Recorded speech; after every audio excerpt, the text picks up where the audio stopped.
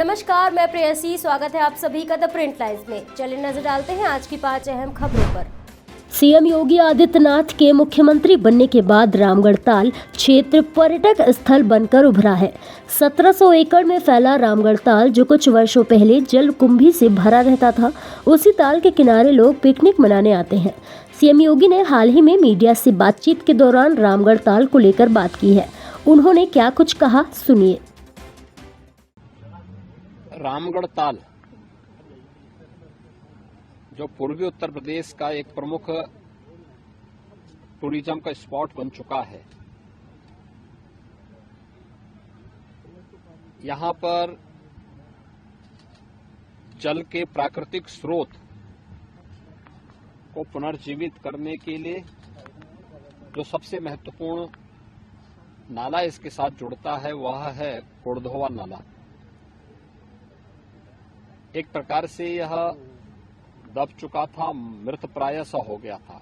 इसके पुनरुद्धार का कार्य चल रहा है। ये अमृत 2 योजना के अंतर्गत इसको हम लोगों ने लिया है।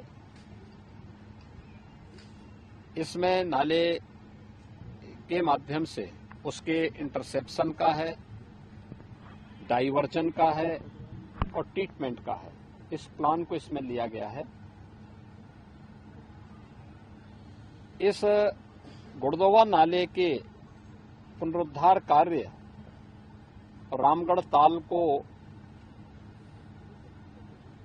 कहीं भी कोई प्रदूषित जल उसमें न जाने पाए, इस दृष्टि से जो उसके सुंदरीकरण का कार्यक्रम चल रहा है, उस कार्यक्रम के तहत यहाँ पे ये गुड़धोवा नाले के पुनरुद्धार के कार्यक्रम के साथ वर्तमान में कार्य प्रारंभ हो चुका है,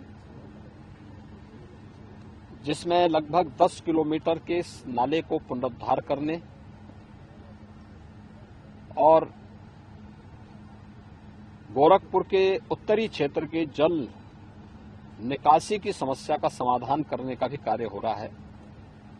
नाले के साथ साथ सिवर लाइन पड़ेंगे, ड्रेनेज के अलग से लाइन पड़ेंगे और फिर उनके ट्रीटमेंट का भी कार्यक्रम होगा, जिससे जो भी जल ताल में जाए वह ट्रीटेड वाटर जाए, अशुद्ध, और सीधे सीवर न गिरे, ड्रेनेज का पानी सीधे उसमें न गिरने पाए। इससे गोरखपुर के उत्तरी क्षेत्र में निवास करने वाली लगभग 3.5 लाख से अधिक की आबादी को सीधे लाभ होगा। देहरादून में मुख्यमंत्री पुष्कर सिंह धामी ने 2024 के लोकसभा चुनाव से पहले भाजपा नेताओं और कार्यकर्ताओं के साथ बैठक की। आपको बता दें कि लोकसभा चुनाव से पहले ही भारतीय जनता पार्टी ने कमर कस ली है। बीजेपी ने 2024 में चुनावी मुद्दों को अपना हथियार बनाने के लिए यह मीटिंग रखी। इस मीटिंग में लोकसभा चुनाव में वह कौन से मुद्दे होंगे जिन पर पार्टी चुनाव लड़ेगी, इस पर चर्चा की गई। केंद्रीय मंत्री अश्विनी वैष्णव ने कटक के धवलेश्वर मंदिर में पूजा अर्चना की है। आज बाबा धवलेश्वर जी के दर्शन हुए, बहुत ही सौभाग्य प्राप्त हुआ। और साथ ही बाबा धवलेश्वर जी के आसपास के क्षेत्र को किस तरह से एक पुण्य क्षेत्र, किस तरह से एक बहुत ही शक्ति केंद्र, बहुत ही एक अच्छा लोगों की भक्ति का जो केंद्र है, उसका डेवलपमेंट कैसे किया जाए, वैसा पुजारियों के साथ सबके साथ बातचीत की। और जो पुल है, उस पुल के बारे में भी बातचीत हुई और उसके बारे में मैं कलेक्टर के साथ इस विषय को लूँगा। इंडिया गठबंधन के संयोजक पर भाजपा सांसद रविशंकर प्रसाद ने जमकर निशाना साधा। उन्होंने क्या कुछ कहा, सुनिए। जब स्वार्थों का टकराव होता है और स्वार्थी गठबंधन बनता है तो ये तो वाजिब है ना।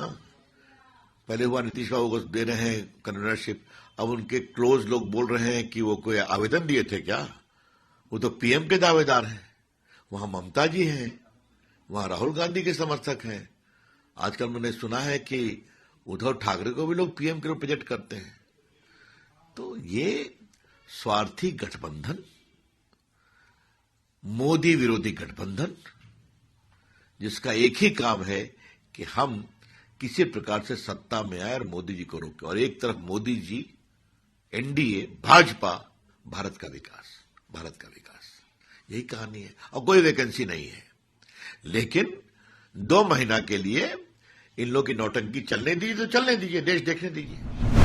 आप इस बड़ी और भारी भरकम कढ़ाई को देख रहे होंगे। इसी कढ़ाई में रामलला के प्राण प्रतिष्ठा समारोह वाले दिन 7000 किलो हलवा तैयार किया जाएगा। जो प्रसाद है तो रामलला के नाम से ही जाएगा। 500 साल बाद रामलला अपने घर में जाएंगे, इससे बड़ी खुशी की चीज क्या हो सकती। और इसके लिए नागपुर से ये कढ़ाई जाएगी और कढ़ाई में हम सूजी का हलवा बनाएंगे, जिसे हम राम हलवा कहेंगे या सूजी हलवा कहेंगे या राम के प्रसाद का हलवा कहेंगे। और ये तकरीबन 7000 किलो बनाने का मानस है। इसका वर्ल्ड रिकॉर्ड होने वाला है, बट वो न्यास के नाम से हम करने वाले हैं। हमारा इंडिविजुअल रिकॉर्ड इसमें हम दर्ज नहीं करेंगे। ऐसे ही और भी अहम खबरों को देखने के लिए बने रहिए द प्रिंट लाइन्स के साथ।